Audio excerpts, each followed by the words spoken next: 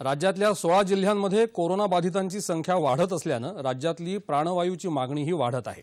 त्यामुळे केंद्र सरकारनं 200 मेट्रिक टन प्राणवायूचा अतिरिक्त पुरवठा महाराष्ट्राला करावा अशी मागणी केंद्र सरकारकडे केली आहे। राज्याचे मुख्य सचिव सीताराम कुंटे यांनी केंद्रीय मंत्रिमंडळ सचिव राजीव गौबा यांना या संदर्भात पत्र लिहिलं आहे।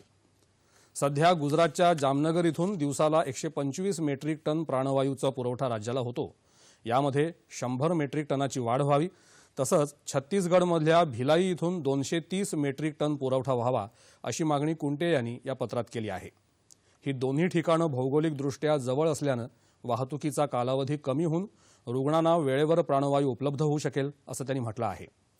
परदेशी तेल उत्पादक कंपन्यांकडून मिळालेल्या ISO टँकर्सपैकी 10 टँकर्स महाराष्ट्राला मिळाले, तर ओदिशातल्या अंगुल इथून द्रवरूप प्राणवायूची वाहतूक सुलभपणे करता येईल असंही या पत्रात कुंटे यांनी म्हटलं आहे।